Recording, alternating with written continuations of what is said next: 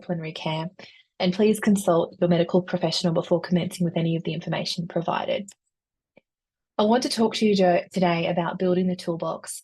This is something that we talk a lot about QENDO, and all of our services are based on the idea of building out that toolbox to help you manage your endometriosis symptoms, pelvic pain symptoms, adenomyosis, PCOS, or other conditions that concern you.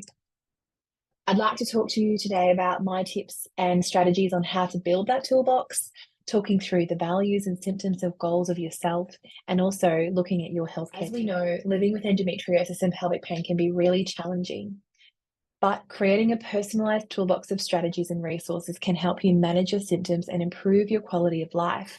This will look really different for everyone. It may be you're able to get up and go to work, go to school, function, go to a family event, play with your children or your fur babies, and enjoy life a little more than you did before. In this video, we'll guide you through building your own toolbox tailored to your unique needs. But first of all, I want to touch on personalized decision-making. And what is it? Personalized decision-making or shared decision-making is key, and it's about working together with your healthcare provider to discuss the risks and benefits of what is available to you. This approach considers your values, preferences, beliefs, and circumstances, helping you make informed decisions that are right for you. And it's especially useful when there isn't a clear best option based on evidence or when multiple treatment paths could be taken. I'd encourage you to watch our video about advocating in the healthcare system to learn more about this. The first step in building your toolbox is understanding your values. What is important to you in your daily life? What do you value most in your healthcare team? And reflecting on these questions will help you make decisions about who and what to include in your support network. For example, if you value clear communication and empathy, you'll want to look for a healthcare professional who prioritizes those traits. Asking yourself, what are your goals? What do you value and what is not a value add will be really useful. And also, what are your deal breakers? I'd like you to think about taking a few moments to jot down your core values. There is a resource linked under this video.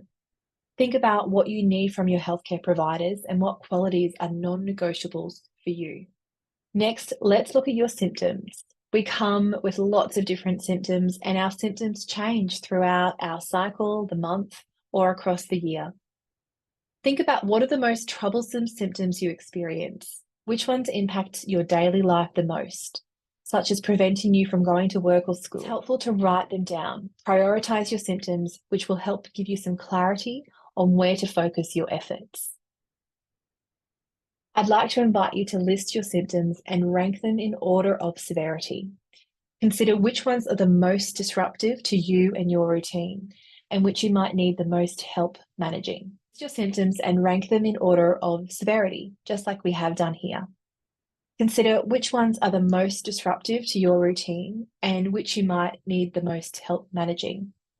They might be as specific as pelvic pain or ovulation pain, or it may just be some general symptoms that you're experiencing, like a bloated belly or some type of discomfort after eating a particular food. Once you have a clear picture on your values and symptoms, you can start exploring potential solutions. This could include health professionals like pain specialists, physiotherapists or counsellors, as well as strategies like mindfulness, diet changes, or physical activity. The goal is to find tools that align to your values and address and prioritise your symptoms. The goal is to find tools that align with your values and address the symptoms that you have prioritised. Your healthcare team should be a group of professionals who not only have the expertise to help you, but also align with the values and needs that you have identified. Remember, you are essentially employing your healthcare team, whether it be through the public system or the private system. You are employing them with your time and energy. So it's important to choose people who will support you in the way that works best for you. What we hear in the community is a range of different thoughts that come into our mind of what we're managing and the questions that pop up, such as, I live in pain, I feel unsupported at home and in the workplace, health professionals are dismissing me, I've been told it's all in my head, wondering if I should freeze my eggs, wondering if this is normal, having difficulties sleeping and living with brain fog. trying to excel in their career whilst managing chronic conditions, and being in agony, but no one sees it, and that we are just trying our best. These messages were pulled in from people in our community who shared with us what is going on in their mind when they are considering managing endometriosis, pelvic pain, adenomyosis, or other related conditions. What we do know, though, from our community feedback is that the multidisciplinary approach is key. So who and what tools might be in your team, and how or why can they help, and when to engage them? It's a big question. There are loads of different people based on symptoms that you could connect with. We have obviously our GP. You'll hear from a GP later on in this program. We have gynecologists, urologists, bowel surgeons, thoracic surgeons, and radiologists. Under pain management, there's a pain specialist, pelvic health floor physiotherapy, acupuncture, pharmacy, an osteopath, or a naturopath. When managing the load of life as well as living with a chronic condition, seeing a psychologist, building your support network, your social worker, a nurse, an occupational therapist, or reaching out to the QENDO team can be here to helpful. Movement, exercise physiology, Pilates, yoga, walking, anything you enjoy. Please prioritize movement that you enjoy so that we can also get those wonderful feel-good hormones flooding through your body whilst you're moving and making some movement. As our wonderful pelvic health physios will say, motion is lotion. Nourishment. Looking to see or engage with a dietitian, a nutritionist, or a naturopath can also be helpful. Now, we're not here to talk about a particular endometriosis diet.